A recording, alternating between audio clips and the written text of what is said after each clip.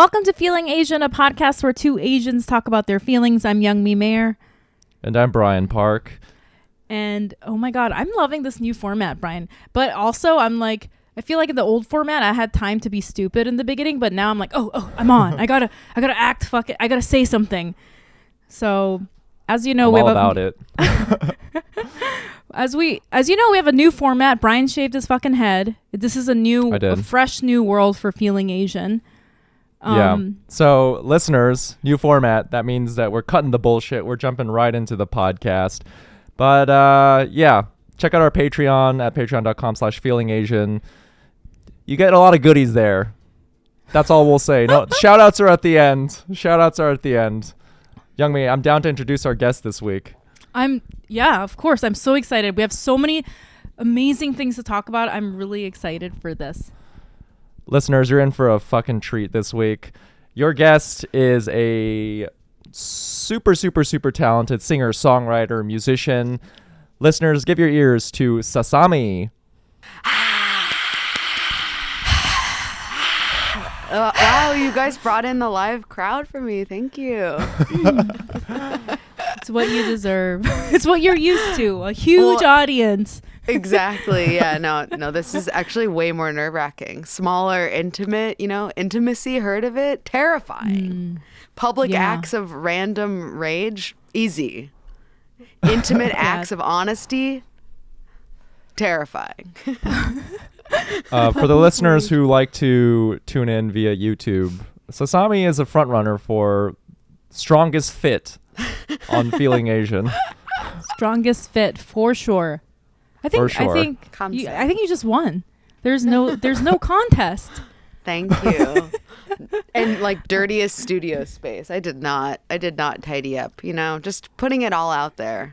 I can tell by your studio that you are successful. I feel like that's what it looks like when you're a successful creative, Yeah, there's no time to making tidy work. Up. There's no time to tidy actually up. Producing music. Exactly. Yeah. Well, Sasami. But Sasami. Oh, sorry. Go on, Youngmi. Oh no, you can do it. Oh, well, Sasami, thanks for joining us on the podcast. And before we dive into your feelings, Youngmi, how are you feeling? Oh, shit. I'm feeling so flustered and just out of whack. I feel like I have this issue that I'm really bad at bringing to surface what's going on. Man, I feel like I'm just a fucking wet blanket on this podcast. I'm always like, I'm depressed. Maybe I should just focus on the positive. Because to be really honest with you, I know I talk about being depressed and going through a lot of shit all the time. But to be honest, it's just every day is full of joy and sorrow. Half of the day I'm feeling pretty good and happy about shit. And then, it's fluctuates. I feel like that's natural. But then I feel like on the podcast, this sounds... Yeah. Sorry. When you said every day is a joy, that was the fakest you've ever sounded, Youngmi. Every day is a joy and a pleasure. To be on earth is a blessing. Oh, this is actually, we're going to talk about this on the podcast. Good vibes only. Hey, why don't you try to be happy, huh? Exactly. No bad vibes here. No, but I mean, to be honest, I think everyone can relate. Every day you have these little, you wake up, you have a nice cup of coffee, and then you're happy for 14 seconds, and then you're like, oh my God, I have no money, and then you're spiraling for 20 seconds. It just goes in waves. And so, yeah, I guess I feel a little flustered right now because I had a lot of weird errands to run in the morning, but I have to say it's just it's a regular day, and I'm getting by. Yeah, I'm drinking a regular winter New York day, which is, a very specific kind of regular day. Yeah, it's 3 hours long, and then 2 hours of it's just picking up laundry, and I'm drinking Monster energy drink. Oh my God. Oh wow. In a glass tumbler. That's concerning. I know. I don't know what that says, but I didn't even know what color Monster energy drink was, and I've drinking it many times. Drank it. I did not know Monster energy drink. Wait, you wasn't gotta give green. us an influencer view like of my thing, a hand.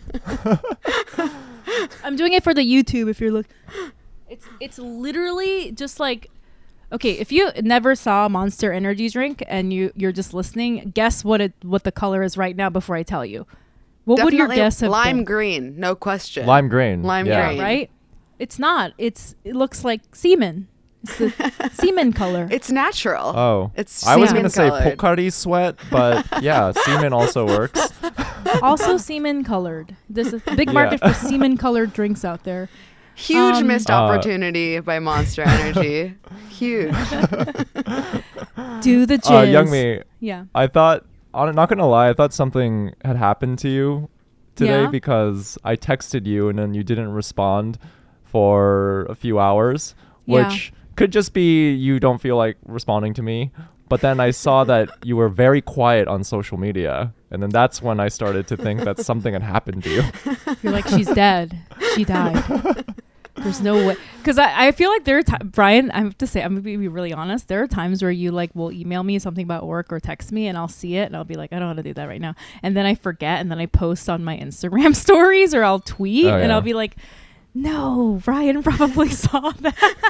Oh, no, not at all, not at all. You see, I'm just happy that you're alive and I'm concerned for your well-being. Work comes second, Youngmi. Yeah, always. You have to in 2022. You have to be better at gaslighting people. You can't be posting stories when you're ghosting someone. Like you gotta be good at gaslighting. You can't be a mediocre gaslighter in 2022. I got to get my act The together. bar is high now. Bar is high. The game's changed, Youngmi. Yes, if you're gonna be a shitty person, be a good shitty person. You know, don't be Yeah. sloppy. Yeah, you gotta tie up all the loose ends. Exactly. I feel like everyone does that to like their partner that they're cheating on. Like, oh, don't post on stories because she's gonna know I was out. But for me, my equivalent is just doing that to Brian because I didn't want to answer a work email. Like, don't post any stories because then I can't make an excuse. That's anyway. some girl boss gaslight gatekeep. Big energy. We love it. and I'm always, and every day is a joy. I think we're done here. I think we covered all the bases. We're good. Yeah.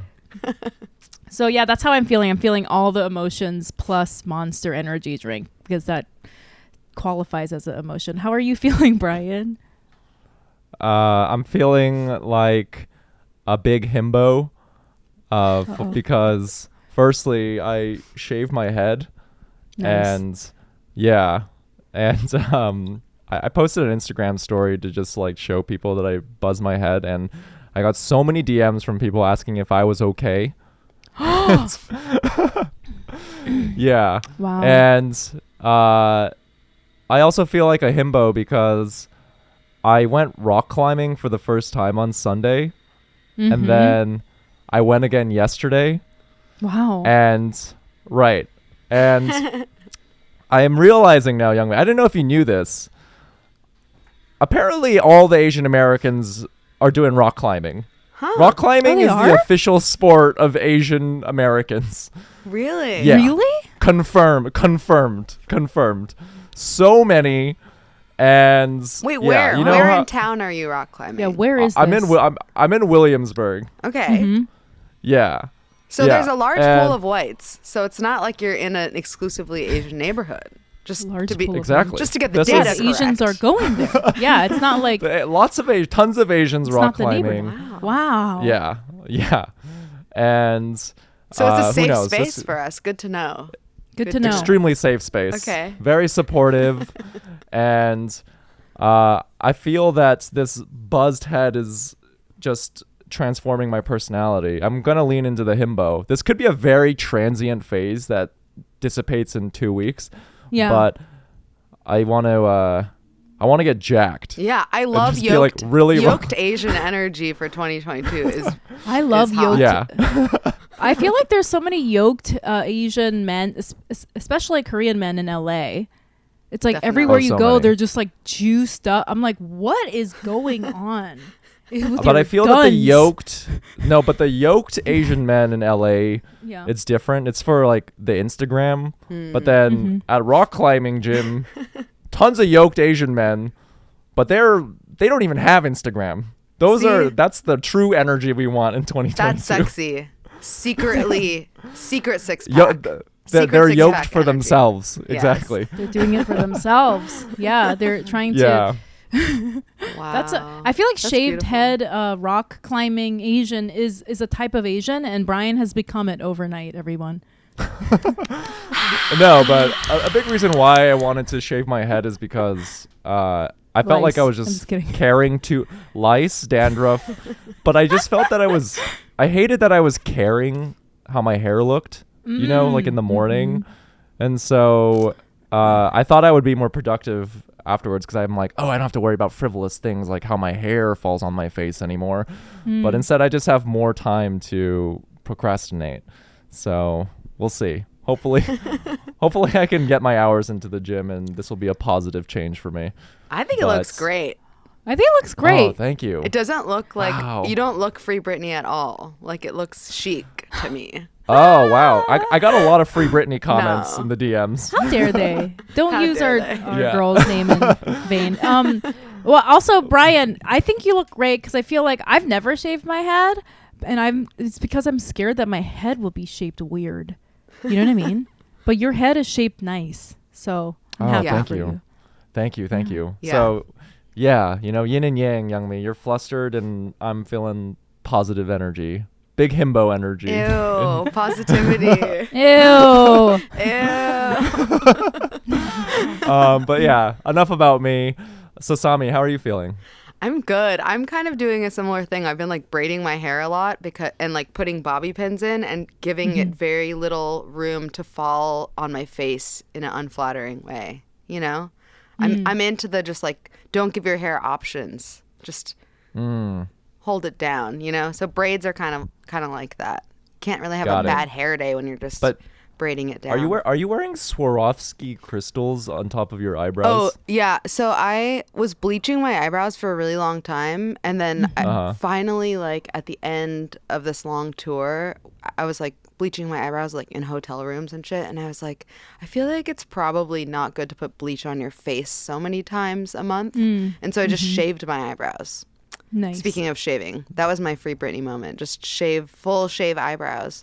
So now every day is kind of like every day is like a choose your own adventure with the eyebrows. And I love you know, it. this is like really quick production value because it takes me like 30 seconds. They're just like arts and Yeah. crafts stickers. I They're do just that too. like sticker gems, you know, that you get at like a kid's craft store. So, I love yeah. putting stuff like that on my face, but I have to say that it is a little, and I do it, but it's so tiring because I feel like the basics are always like, "What's that on your face?" Oh, no offense, Brian. I know Brian just did that, but like, you know what I mean? People are like, "What's that on your face? What's that?" And I'm like, "Oh, come on, guys, get with the program." Yeah, I don't go out very much. People don't really like. I mean, I guess I do. I go out more for like work things, and I feel like when you go out Right. for like entertainment work shit, you're supposed to like look cute anyways. So it's just Right. They Yeah. expect it. They more comment if you don't look cute. They're like, oh, you look tired. You know? After a long tour, do you like to just hide from society Yes, and hibernate? yes, definitely. I'm actually really looking forward to when you ask me what I hate right now. Because Oh, wow. But I'll- little Oh, teaser.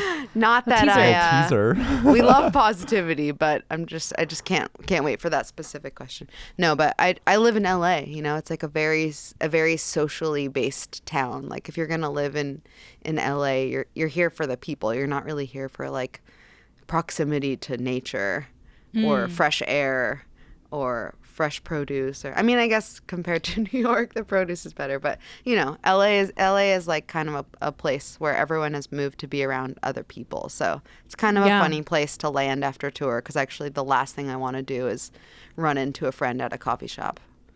I'm like, Oh, right. It's rough. Nothing says like a good unwind than going to Erewhon and being upset with how expensive everything is. oh my god, Erewhon. Triggered. No. Stressful. Yeah. What is But it about anyways. LA? It feels so stressful to socially interact in LA. I don't know what it is. Do you know what it is? I think it's the toxic positivity is what it is. That's it. It's so fucking phony Maloney. Correct And I'm answer. like, Whenever I go to LA, I'm like, if one more fucking person that smells like patchouli gives me like an 18-second hug, I and will then you fucking smell like kill myself. Then you smell the like 18-second hug when you run into somebody and they're like, and it's just somebody you saw last night and they're giving you an 18-second. I'm like, bitch, I barely know you. And then the constant whiffs of patchouli for the rest of the day because they hugged you. Ugh, that to me, Fuck. that fucks me up when I still smell like someone I've hugged. That's like up there for me with most. And we don't hated even like things. each other for 18 seconds worth of hugging. Let's be really honest here. Not in COVID times. You fucking kind of like the smell of patchouli. Then you should definitely move to LA. I feel like Brian used to live in LA. I feel like he like was thriving in LA. Patchouli. Just a ripped Asian man who loves patchouli. Toxic positivity, yoked Asians. We have it all. I'm going to end up there. I just know it. It's an inevitable conclusion that I just can't accept within myself. Yeah. I feel like that's why this podcast. Yeah, sorry. No, I was just gonna say humans had to like go to space to realize how good we have it here. So you might need to go to LA to love New York more. That's true. So true. Well, speaking of toxic positivity, this is what we call a transition for a little inside baseball action here. So part of our new podcast format is Sasami, we have a couple questions, and that is, firstly, this is what we want to know about you. Our first question is, you have a new album titled Squeeze coming out on February 22nd, and I think, wait, is it the 22nd or the 25th? I thought it was the 27th. I was like, Brian, is it 27th? Oh my God. Wait, take that back. We're not professionals. 25th. 25th. Oh my God. Wow. One of us, at least one of us. One of us has it. And good thing it was Sasami. I know. It would be really fucked up if I was the one that didn't know. So.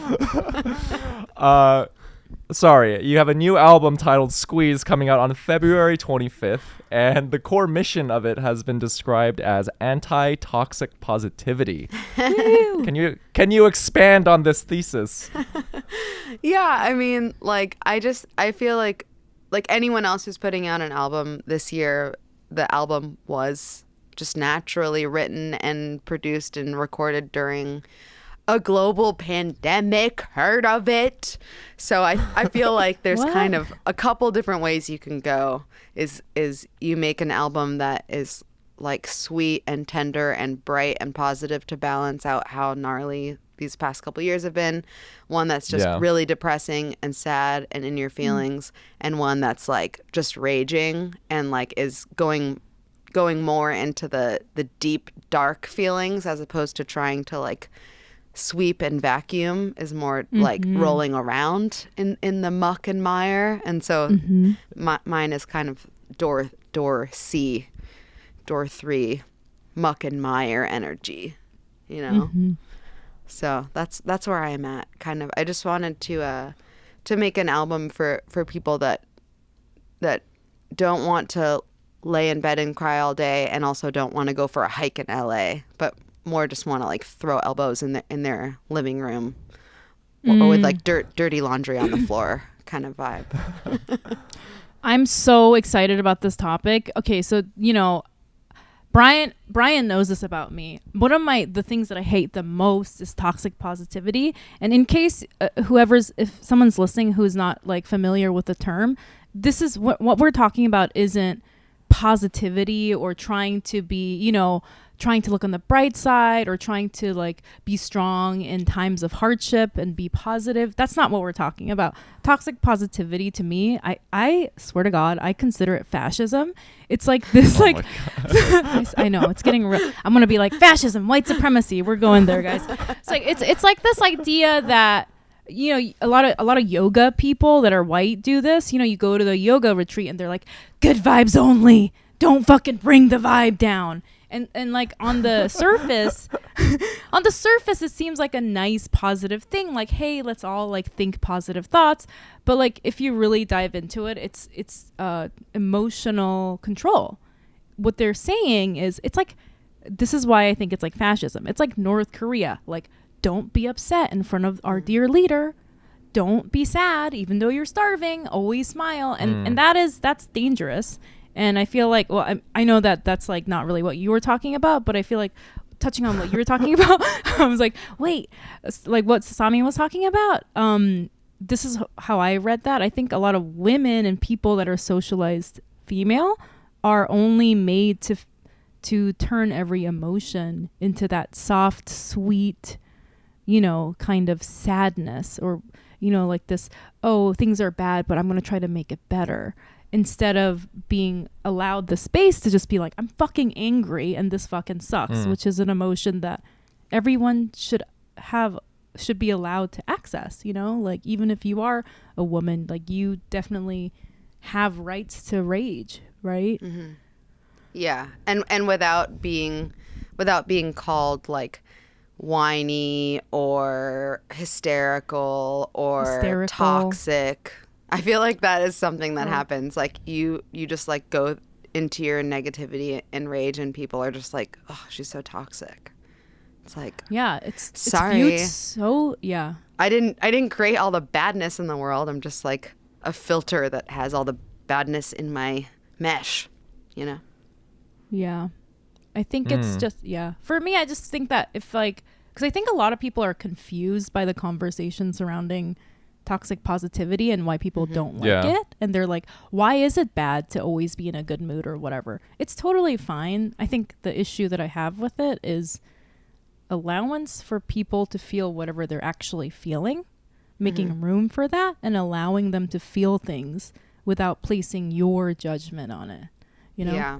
Oh. Yeah, that's the issue. Yeah, because I personally, I would put myself in that camp where, like, I've heard the term, but I don't think I know the definition that well, because between the two of us, Youngmi, as we've established, I could be more LA than you, so I think I do drink from the Kool-Aid a little bit, where my natural leaning, I would say, is a bit cynical, and it can be like somewhat negative, and so I will like fake myself into optimism.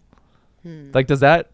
But how, like, what's the difference between like that and then like, is toxic positivity like an outward thing then that makes you feel like gaslit for feeling a certain way? Yeah, I think so. I mean, I think there's I don't think it's the same thing as like being aware of your privilege, and like I think people confuse toxic positivity with like being aware of your privilege and that it could be worse. Like, I think that there's a healthy way to have that kind of energy where you're like, okay, let's have perspective and like and be like honest about how bad it is compared to like how bad shit really is for a lot of other people. I think that's like a healthy amount of like positivity or whatever, but I think this is more like not even processing the fact that shit is bad and going straight to celebrating it's not that bad without going. You have to process it. It's like you have to clean it out before. It's like putting something in the dryer before you've cleaned it. You can't fucking put it in the dryer until you've cleaned it. So you have to like process with how shitty is before you can be like, okay, I'm gonna be okay. Like, shit is not that bad. Also, wait, Youngmi, is your mom Korean? Yeah. So I think also, like, anyone who's been raised by a Korean mother, I was raised on toxic negativity, Yes. I'm like, what is toxic? I'm like, toxic positivity is some fucking white American shit, because I was raised on like, shit is bad. So what? Clean your room. Yeah. That's what I was raised on, so I don't even understand toxic positivity. I'm like, toxic negativity, like, that's more my speed. Yeah, me too. Exactly the same. But here's the thing: my mom would make fun of people, but then my sort of like correction that I had to make as an adult, because my mom was toxic negative, like you said, was because she would always be like, look at these fucking. She'd always like make fun of Americans. She's like, look at them like pretending to like each other. They fucking hate each other. That's so phony. So I still carry that, as you just heard, but I have to correct myself, because sometimes people are positive and it's authentic. And so as an adult, I ended up understanding it was like, I have nothing against somebody that's like an optimist or positive. I have nothing against somebody that's negative. It's just, is it authentic? And are you really like doing it, or are you, like Sasami said, like burying it and not wanting to process it because you don't want to appear like you're angry or you're out of control? You know, you're like digging it down different, being like, namaste. And I'm like, all right, you're gritting your teeth through that namaste. Like, what's going on here? And so I think what you said, Brian, like, you can be positive and be like, hey, I'm like being really negative. Maybe I should try to think more positive. I don't think there's anything wrong with that. I just think there's an issue if it's like maybe inauthentic. Oh. Yeah, and also with the like washing machine metaphor, it's like you also can't just like leave your wet clothes in the washing machine for too long. Like then it gets all moldy and fucked up. Like you do need to like then dry it out and like move on. And I think there's a difference between processing it and doing your own work to process this negativity and like dumping it on other people. I think that's also the thing with like people being toxic by going into their negativity. It's something that you can do with other people, but it's something you kind of have to do on your own, which is kind of why I feel like having music or movies or art that allows you to have that cathartic experience with rage or frustration or sadness or negativity is really helpful, because it's something you can do on your own. It's or you can use the music or you can use the movie or whatever to process it, as opposed to having to like trauma dump on your friends all the time. Oh, you know, got it. That's such a good analogy. Damn. I identify as the moldy, wet laundry, by the way. I gotta get a little bit more positive. I want to be a Korean mom, so my outlet can just be like unloading on my children, and that's my catharsis. Totally. You know what? Yeah, it's what an interesting some toxic topic. Negativity and feel good afterwards. Yeah, what an interesting topic. I could like talk about this for hours. So do you feel that because in your work you were allowed room to express so much rage, like does that help you? I'm just going by what Eminem said. Does that help you become like just a like just friend a of the pod, Eminem? Yeah, everyone knows the real Slim Shady. What he said Marshall was Mathers. Or as we like to call him, Marshall. I really love quoting Eminem on this podcast. What he said was like he has really angry rap songs, but then in real life he's just like chill because he let it out, you know, in a healthy way. Like, do you feel that way with your music?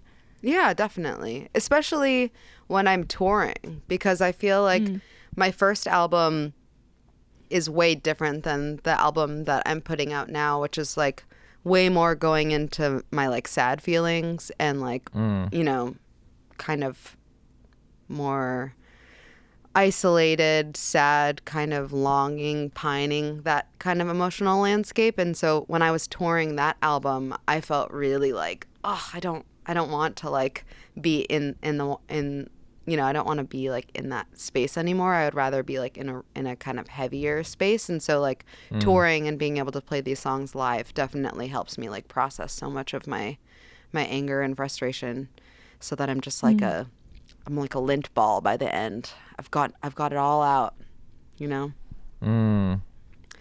So yeah, sure. It's interesting hearing how you described your tour experience, or even namely your first album, because doing some research, I think there was this like Pitchfork soundbite or whatever you call it. There was like Sasami's first album was about how she fucked a lot on tour.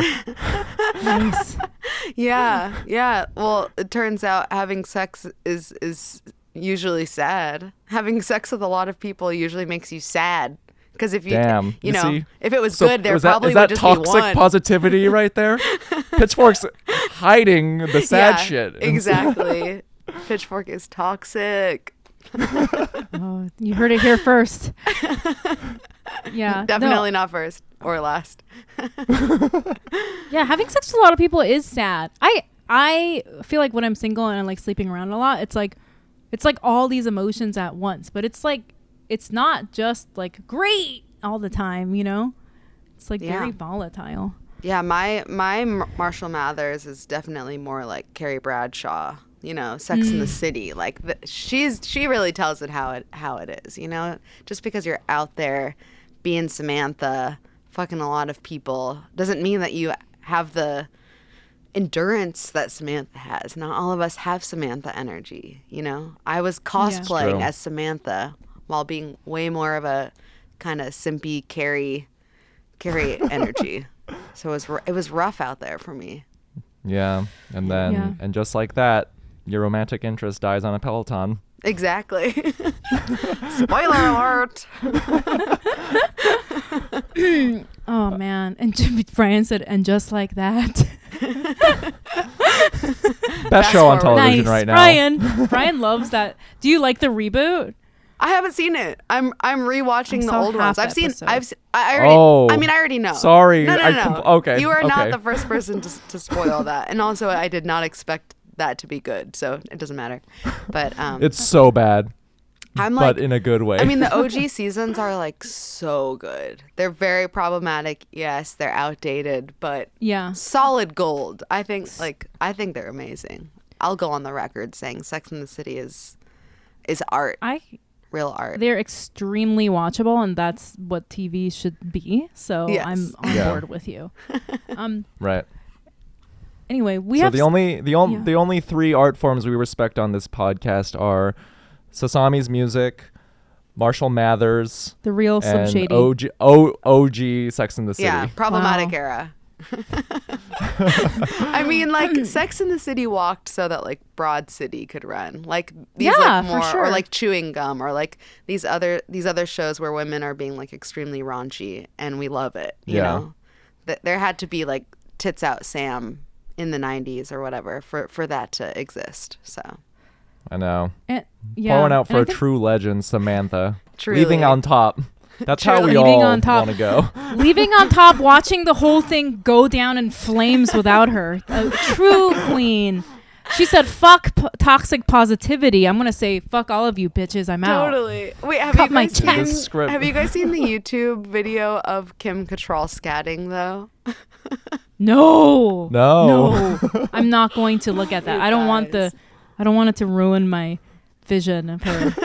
I'm definitely gonna Google that after this. So I want to move on to the next question, because this is something that I heard that you wanted to discuss, and this is something also that I've wanted to discuss for a long time. Your ethnicity. You are half Korean and half white. Which I didn't know, and we could also touch on that. You're biracial, but I read you as full Asian, which is something I've experienced, and it's a little annoying, but I don't really mind. I don't know how you feel about it. How do you feel about that? Because you said a lot of people read you as just full Asian. Yeah, I mean, well, because I'm halfy, and there's 4 of us, and it's really funny because it's like 2 girls, 2 boys, siblings, and like it's so funny how the phenotypes split up. Like 2 of us have like brown hair and brown eyes and kind of look more Asian, and then 2 of my siblings have like lighter kind of curlier hair and green eyes and like bigger nose and just kind of like different phenotypical characteristics. But then half of us get like crazy levels of Asian glow and half of us don't, and those are split in a different way. So it's like me and then my brother who has green eyes gets super red and super Asian glowy, but then my youngest brother who looks super Korean and my sister who has like curly hair and green eyes doesn't. So it's just like weird how the gene pool splits up. But my youngest brother and I definitely got the like more Korean looking features. And then obviously my name is Japanese, which is confusing, and that is a whole other podcast episode, which is kind of about my upbringing in the Unification Church. And I was named by the leader of that like movement, who was a Korean guy, but then all my siblings have Korean names. So my name is Sasami, but then my siblings have like more traditional like Youngmi, Youngman, Youngjun Korean names. You have a sibling named Youngmi? Yes, my sister, who is 11 months younger than me, his name is Youngmi. Oh, and I don't think I've ever met another Youngmi. Well, I was told by my mom, she said that this Youngmi is like a name for like older people. It's like Mildred in America, where like you'll see a Youngmi that's like 55 or something. Possible. Which is interesting, because the only other Youngmi that I met in recent memory was I was getting my nails done, and I called and I was like, hi, I want to get my nails done. And the person on the phone was like, okay, well, like, what's your name? And I was like, Youngmi. And she was like, shut up. And I was like, hello? And she was like, oh, are you serious? Because that's my name. I thought you were like prank calling me. How did you like meet her? 50-year-old woman. Oh, yeah, it was really? just like an older Korean woman. Interesting. Yeah. My one of my cats' name is Namsoon, which is like a Korean name that's like Betty or something too, like kind of a like Irma. My generation. Wait. Yeah. Sorry, your internet cut out briefly. Who were you named what were you after? saying about the past? You said something like a what? Yeah. So, I grew up in the Unification Church, which Okay. just adds a whole other layer of like my Korean identity. Because I don't know what that is. Here's the breakdown. Can you Here's the explain it? Sasami ethnic breakdown. My mom is Zainichi, and her mom is Zainichi. So these are ethnic Koreans who came to Japan and were either born or raised or both in Japan during the Japanese occupation of Korea. And that was like the mid 1950, that 1930 to 1950, like in that range. So my grandma and my mom's generations in my family are Japanese born. And then my mom, when she was in her late teens, she went to high school in Korea also, but she joined a church that was run by a Korean leader. And so then she was like in this in like Japan. extreme in Japan, but then moved to New York when she was like 20, like or like in her early 20s, and lived in New York City, and she's been in America ever since.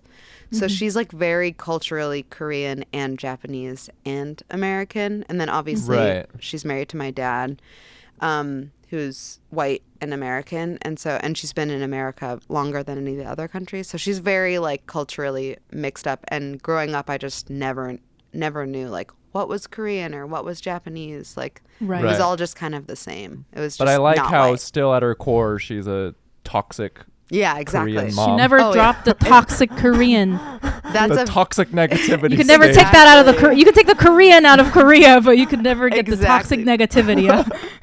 That's it. That's the takeaway right there. Wait, so whoa. Okay, and so this is what I really want to know about this, because the Zainichi thing. This is what I know. Please let me know if this is incorrect. Your mom, was she born in Japan? Yeah, my mom and my grandma. So your grandma. So she was second generation Japanese. So what I know about Zainichi is that Japanese people, again, correct me if I'm wrong, Japanese people are a little prejudiced against ethnically Korean people, and they put that on their like national ID, like that you're Zainichi, that you're ethnically Korean, because of this like bias. And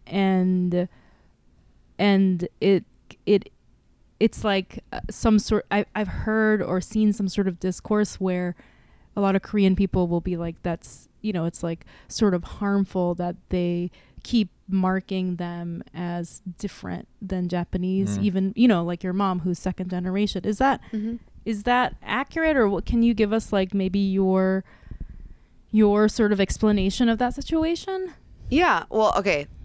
Here's another thing. I don't know if this is a Korean mom thing or just my mom thing, but I'm pretty sure it's a Korean mom thing based on my research in the 31 years on this earth of having other Korean friends.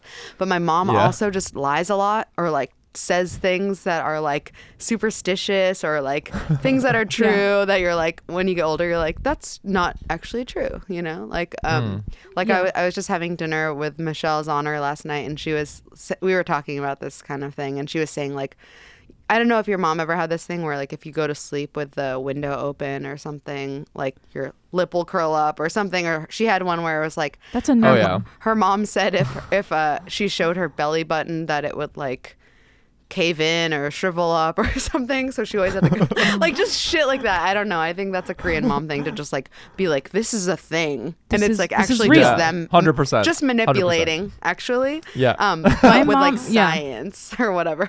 My mom said if I showed my belly button, I would not be able to get pregnant, which I think is a big belief in a lot of Asia. That might have I was like, fuck yeah. So I'm just kidding. When I was a teenager, I was like, yeah. You're like, sex, here I come. Yeah, you're like, and I'll never have a baby. Yes, and yes. No, but so yeah, it's like so many things that my mom told me about her upbringing. I'm like, it's hard for me to to parse like what's true and what's my mom just being a toxic negative Korean mother.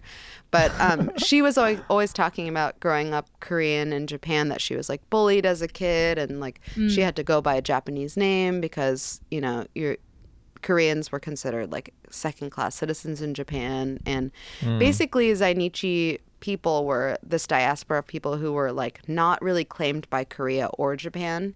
In some ways, Koreans look down on Zainichi for like leaving the homeland, and like Right. and obviously like in Japan, in this like imperialist nation, they considered Koreans like dogs. Like Koreans that lived in Japan lived in like in ghettos, like in like little fabricated huts that were like made out of like, you know, like plywood or whatever. And anyways, so my and a lot of Zainichi also legally weren't Japanese or Korean. They didn't have like statehood for either nation, so we're kind of like stuck in this weird place. And the laws have changed over the years for sure. I think now Zainichis can choose to like legally have citizenship in either place, but culturally, I think Zainichi people typically decide they're either going to like lean into their Japanese existence or their Korean existence more. And so my mom is actually one of 4 also, and one of her siblings went by a fully Japanese name, like stayed in Japan, married a Japanese woman. Like he goes and he actually just recently passed away, but he was like a anime artist and producer and director, and just like fully was like in Japanese society. And then her other siblings went by their Korean names. One of them moved back to Korea and like married a Korean.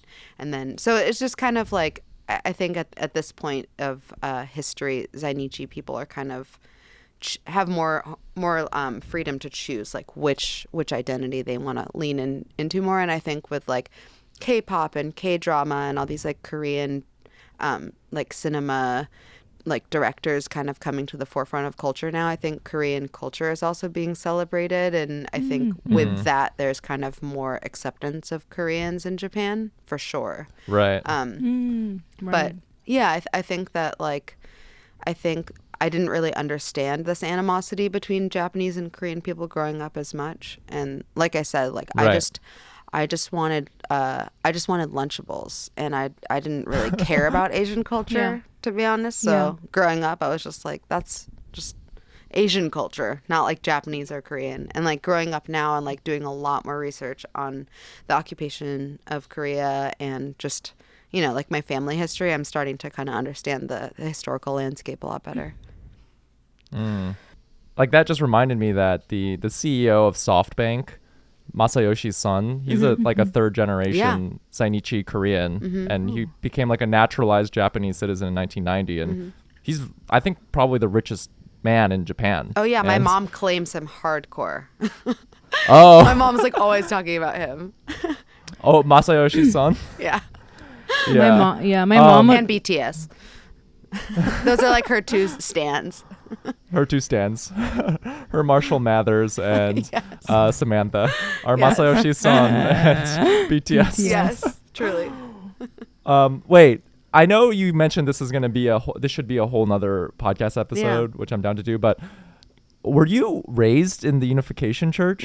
Yeah, my parents were like arranged married by the leader. Mass married in Madison Square Garden. This is Sun Myung Moon, like the Moonies. Oh my God, really? Yes. Yeah, that's the one. Brian just called your family a crazy cult.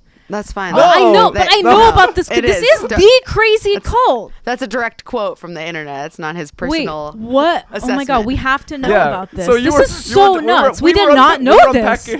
Yeah. I was like, wait, we gotta unpack this. Well, let me just little tidbit. I did not know it was called the Unification. I know the Pastor Moon. I know him, but I didn't know the church. Yeah, the thing. Moonies is kind of like culturally the more. The Moonies. Yeah, the Moonies. Yeah. What was that? Wait, so they were tell us everything. We have all the time in the world. Yeah, tell us everything. Well, like I said, it's funny. Like growing up, I grew up in a suburb of Los Angeles in El Segundo, California, which is like a super white, blue collar neighborhood, and so I just wanted to assimilate into white culture. But then, Yeah. so I like had this part of my upbringing that was like super like Eurocentric and super white supremacist.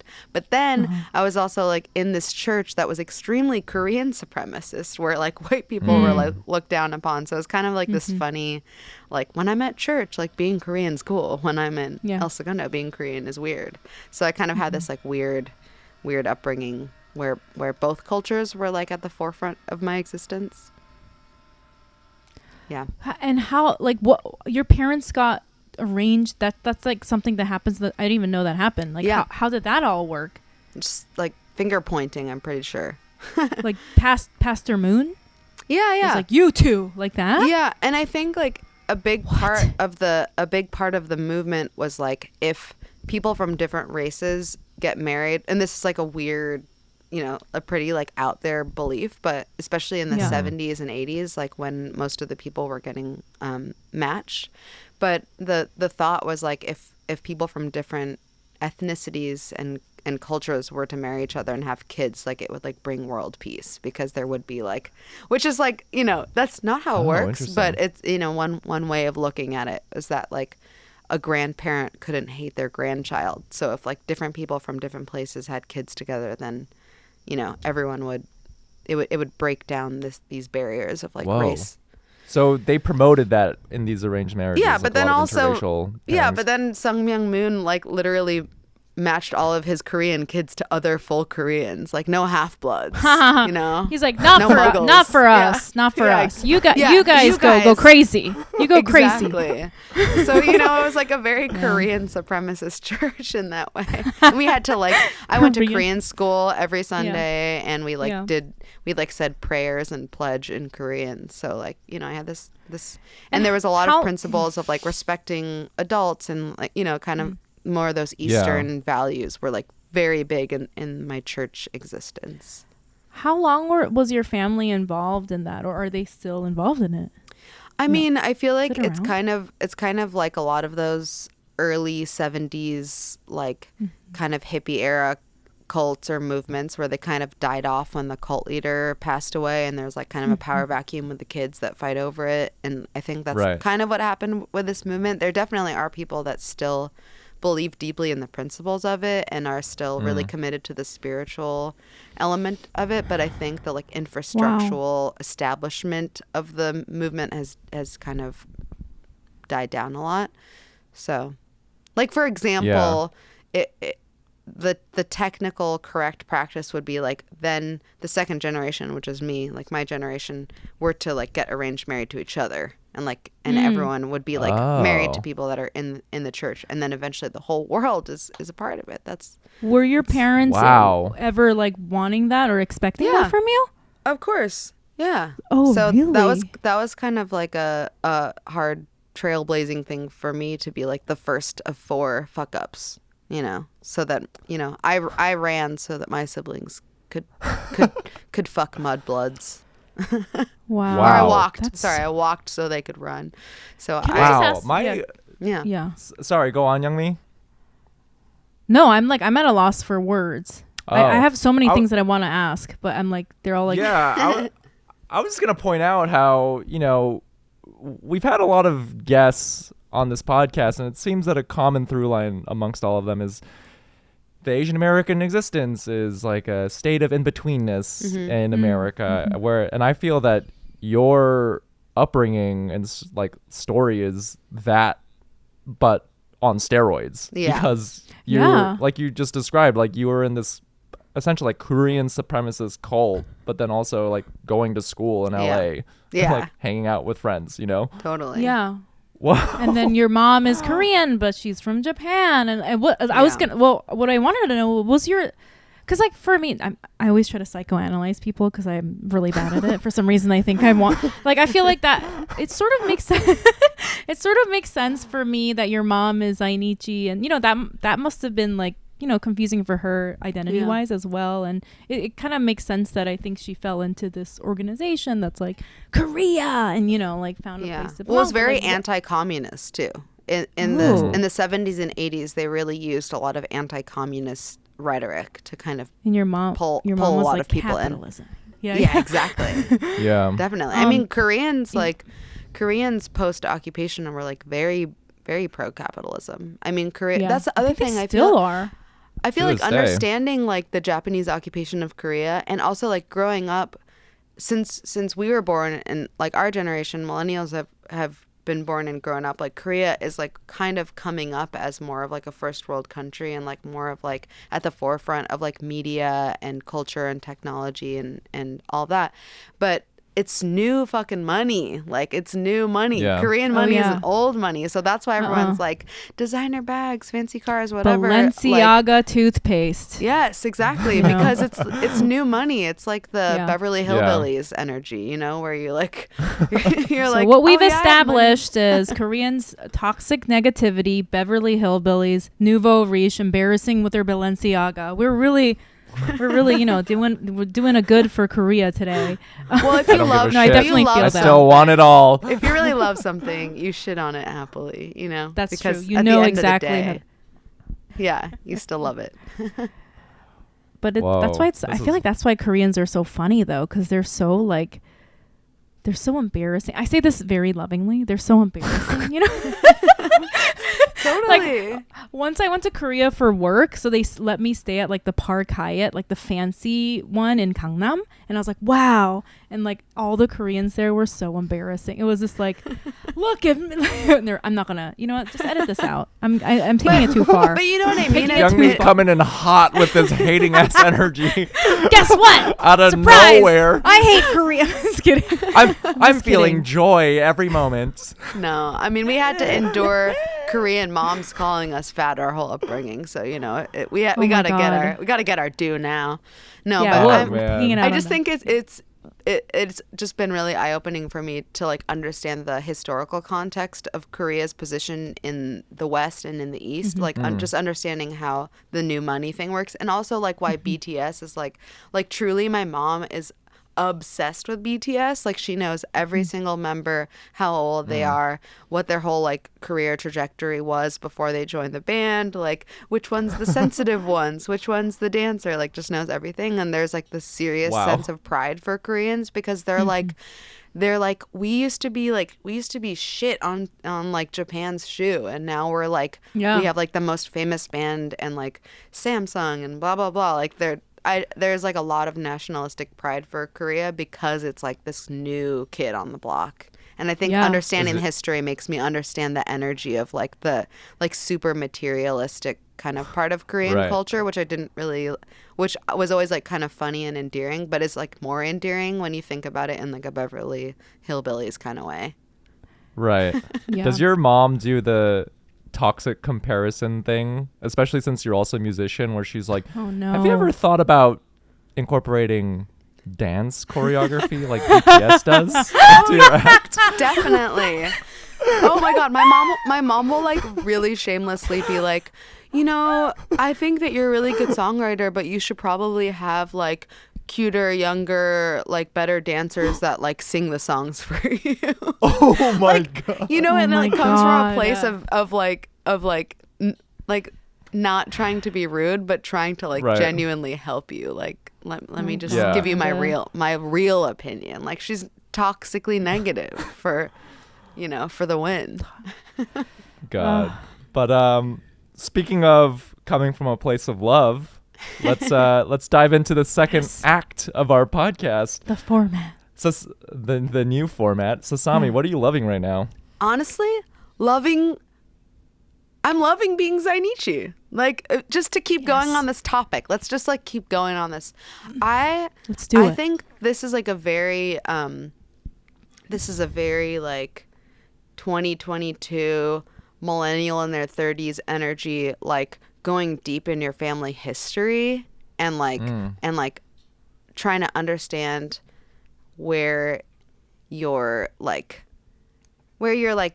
bad qualities and your good qualities and like your relationship to your family, like how that ties into their older generations of your family. I feel like deep diving, like especially in the pandemic where like I was seeing mostly my family and not other people, like I went really deep with the family history and especially because, as we've talked about, my family history is very like confusing. Like like racially and culturally, because my mom was like Japan, Korea, America. Like she's just, she is like kind of a mix of all that. And then my harmony lived in LA for like the last 6 years, and she had a kimchi shop in LA, and she like lived in this back house in my parents' house. So she was around a lot too. So I was spending a lot of time with her in the last couple of years. She just moved back to Korea like at the beginning of 2020, like right before the pandemic kind of hit.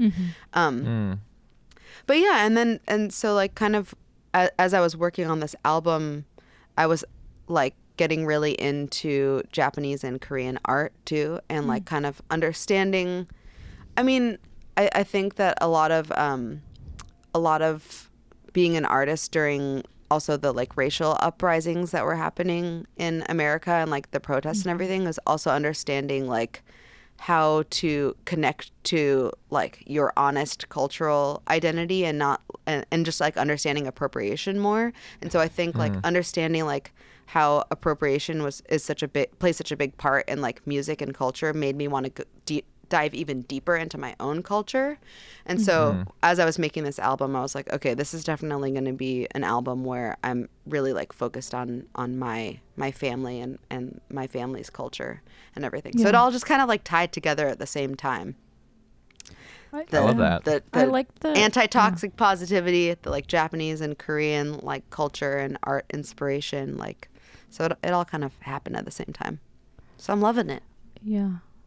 I can relate because, you know, even when you were saying, you know, like the Koreans, their new money, like sort of thing, and like that kind of gives them a weird advantage. I feel like that's why their media is so popular, because most of the world lives in abject poverty, and like if they had money, they would buy the Balenciaga underwear. Do you know what I mean? Yeah. So they like see Koreans doing that and they're like, that's exactly what I would do. So I think BTS speaks to that portion of the world that the West fully doesn't understand, because white people have been okay for so long.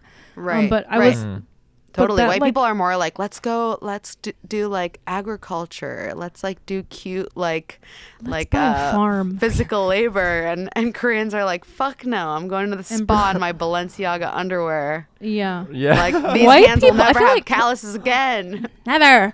I feel like, speaking of toxic positivity, I feel like white people, when they're rich enough, their entire existence leans on pretending like they are the solution when they are the problem.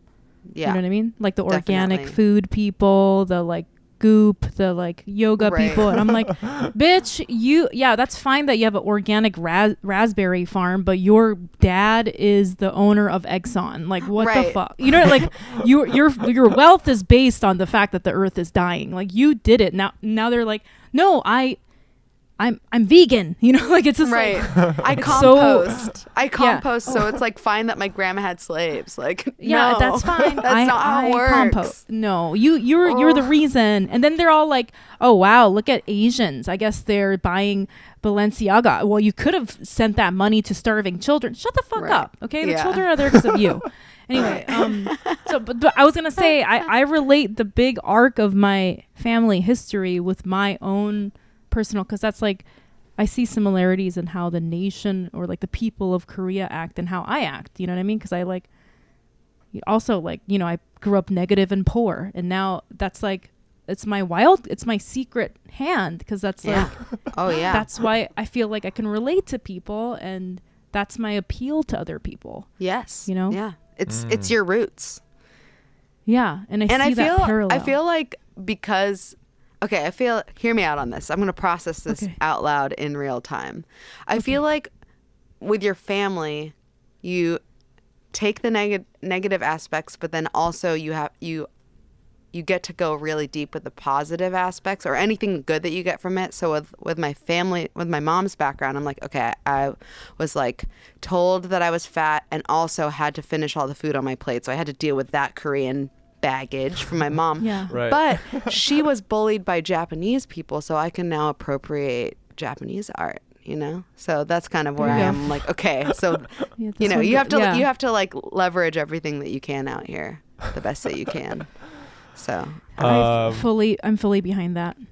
Yep. Sasami, what are you hating right now? Hating. Oh yeah, what was I feel like you said something in the beginning. What was I wow. hating? Go into our notes. LA. Kind of hating LA right now. I don't know why. What are you hating right now? Wait, what was it? LA. Oh yeah. LA. Yeah, I don't know. I feel like LA is such a hot spot right now. Everything's like so expensive and like and very like it's just like it's like Disneyland for adults right now. Every good restaurant is crowded. It's hard to find parking. Rent is so fucking expensive everywhere. I don't know. I'm just kind of hating LA, but my family's here, so it makes it so hard to leave, you know?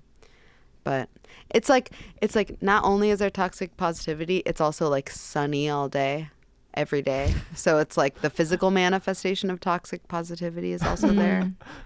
It's like that sun that's like rotting all the fruit off the vines. But like on surface level, you're like, it's a beautiful day. And meanwhile, there's maggots swarming in all the fruit. Yes, exactly. Sorry, I got really poetic there. Hot trash energy. Well, I guess actually hot trash is kind of more your guys' thing, but you know what I mean. It's just like, winter is nice in LA, I will say. Like right now is a nice time to be in LA, but I just like, I don't like to go out and get a coffee and like run into P.T. Anderson and like 20 models. Sometimes you just want to like get a coffee and just be around ugly people.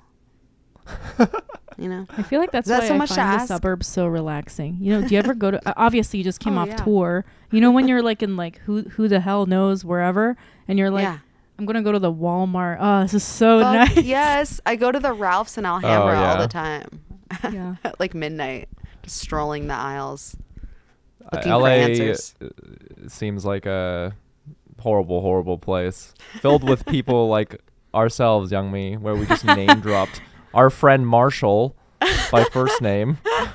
Do But you that's know just him? LA all the So time. cringe. LA's cringe. Oh yeah. I'm just getting coffee with my friend YM. Who's YM? Oh, Youngmi?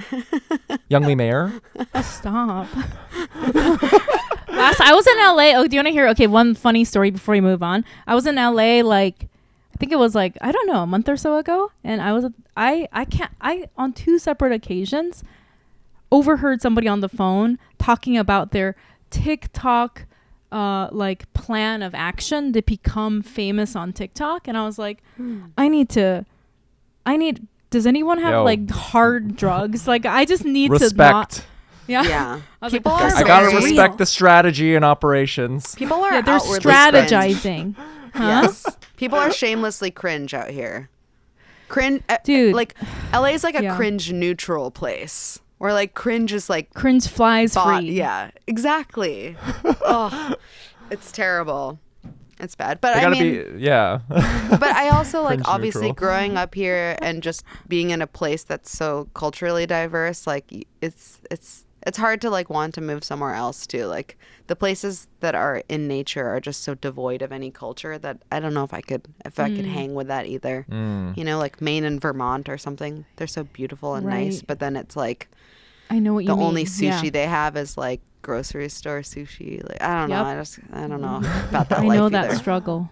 Yeah, it's rough. Let me end on a positive note for LA though. I have to say the Hispanic culture in LA I love Yeah. all the food. I love all that culture, but it's Yeah. almost like I can't even say that because I mean it's just by the people that live there that are, you know, and LA, you know, obviously they are from LA.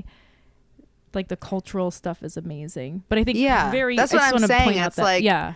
it not to be toxically positive, but it's like you know, for all the things that are wrong with LA, I also could not fucking live in a place that didn't have like all the cultural diversity that LA has. You know, there's a Koreatown, there's like a little Tokyo, there's like you know, little Bangladesh, there's like everything, you know. Right. But I think I don't know. For me, it's just that the fact that it's so expensive. It used to be our little secret.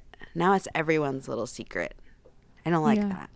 I don't like think sharing. your problems, with LA are very valid because you're somebody from LA, and now it's like you're almost like feeling like pushed out, you know, and which is, you know, everyone talks about that. So and that comes from like a really privileged place. I mean, the actual reality of Right. gentrification and homelessness in LA is also fucking gnarly.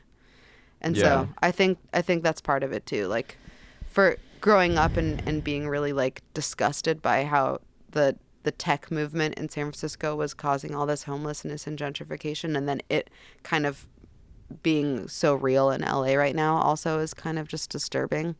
Right. So Right. It's bad. All right. But New York has been Well, toxically gentrifying for years and years and years. So you guys know. 3,000 years. Yeah. 3,000 years. I live in Williamsburg. I live in Chinatown. Honestly, we are the gentrifiers. Humble. We're ashamed. Listeners, if you want to hear the answer to, if you want to hear Sasami's answer to our next question, you're gonna have to go to our Patreon and subscribe at patreon.com/feelingasian. Sasami, what is something that you're ashamed of? Wait. Yeah. Okay. Let's move on to our last question. So Sasami, before we let you go, thank you so much for joining the podcast. That was like such a fun episode. I loved everything that we touched on today. But our final question is, what's something that you're proud of? Proud of? Okay, wait. I have to check too. I don't know why I can't remember. Check the notes for my emotions. Oh, Like I'm really proud of my team over at Domino Records. Yeah, I'm like, I gotta Shout out my mom, God.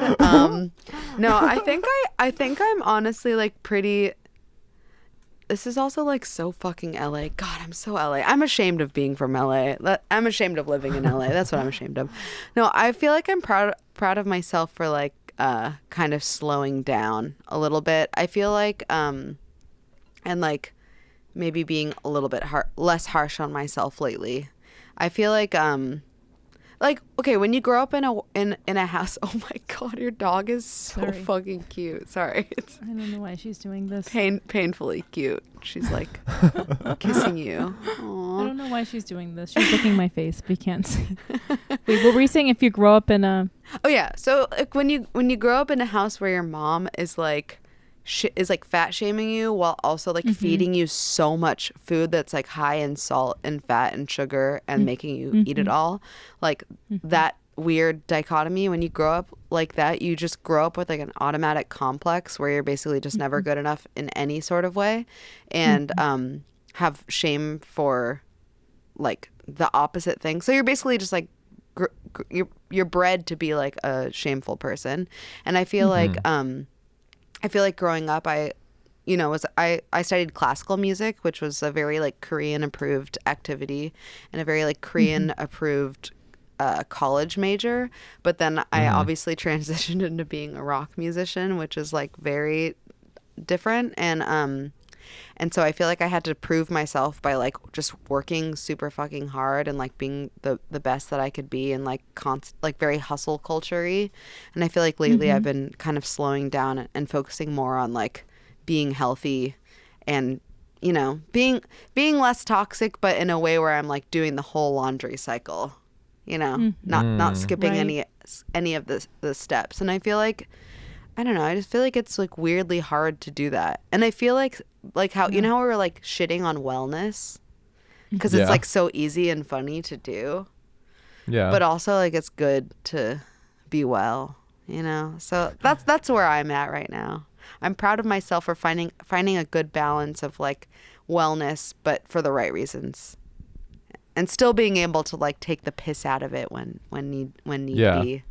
But goop only after you've done all your work. Yeah, exactly. I mean, it's like what you said, Young Me, where it's like now that you're a parent, like you realize like it is good to set boundaries, and it is good to like, you know, like the kind of shit that you like forego as a Korean kid, where you're just like, oh, I'm just gonna let all this shit be toxic, like because, you know, that's just how Koreans are. That's just how my mom is. That's just like how it is. But it is actually good to like question, like, wait, is that actually fucked up? Like, should I not be okay with my mom fat shaming me as like a fucking teenager?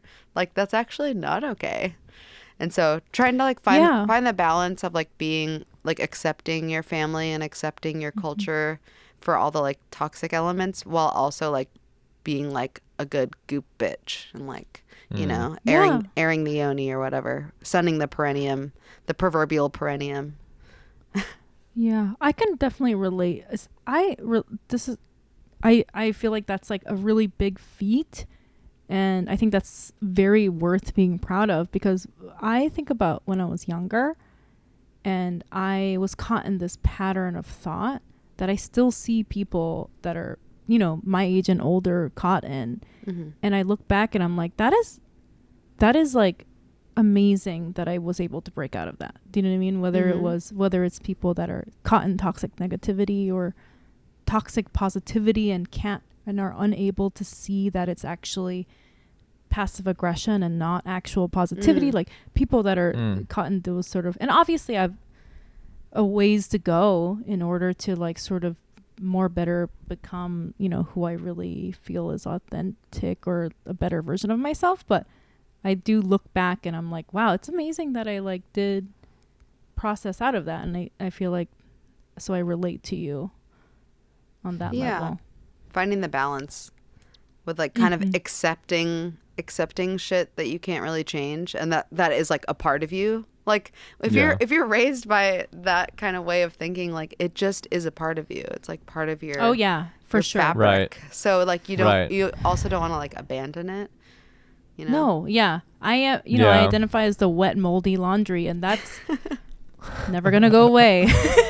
Yeah. It will a little bit, but not fully. Yeah. Yeah. Right. Yeah. Well, Sasami, thanks so much for joining us on this podcast and for such a wonderful conversation. I can't wait for. Yeah, I'm really excited for our listeners to tune into this. But my pleasure. Where can our listeners find you and your work online? It's in all the usual suspects: Spotify, Instagram, YouTube, Google, etc. Sasami rhymes with salami. Sasami. The only Sasami in the world. Yeah, actually, there is like an anime character who's pretty hot. Uh-oh. And like my Really? Korean side is like, I have to beat her in like SEO. Like, I have to like beat her on the Google search. That's been my whole like career objective, is when you type Sasami that my face shows up first. So that's where I'm at. Yes. So you heard, listeners, go check out her website so Sasami can be the top Sasami on Google. Please. search Exactly. results. I love how you're in a petty competition with an anime character. Negative Koreans for the win. She's skinny. She has good skin. Like that's tough competition there. It's tough, but I wouldn't be a good Korean girl if I didn't have some toxic negativity. A nemesis. All Korean women need a fucking nemesis. Yes, exactly. That's our superpower. We're like professional petty supervillains for good. Maybe. Youngmi, what about you? Where can they find you? YM Mayor on social media, Youngmi Mayor on TikTok. I don't know if there's another Youngmi. Oh, obviously there's I think there's a actress and possibly like a K-pop star. And I recently found out there's a K-pop star named Mino, which is my son's name. Cute. So his nice. dream, I think my plan for his future is to beat that K-pop star in the search engine. And as a good Korean mother, you better start planting that competitive seed in your child early. How about you, Brian? Where can our listeners find you on social media? You guys can find me at It's Brian Park, and don't even try. The SEO is a mess. Brian Park. There's just so many. There's like 8,000 dentists. 8,000, and they're plastic surgeons in Pasadena named Brian Park. And they have more social media followers than me. It's a fucking mess. So don't even. Like a professional golfer. You definitely should just put like 69 or 420 at the end. I feel like most good Korean, people with that name maybe wouldn't be as If I was edgy going to be a as good you. Korean, I would do Brian Park 777. Shout Chonsa. out to our homeboy Jesus. No, Chonsa 1004. It means angel. Brian Park Chonsa. I love that. My mom has that. Choa. And follow our podcast at Feeling Asian Podcast on all socials. And yeah, if you made it this far, thanks for listening, everyone. Bye. Annyeong. Bye. All right, everyone. It's time for some Patreon shout-outs. Thanks for listening to the end. Youngmi, are you ready for some shout-outs?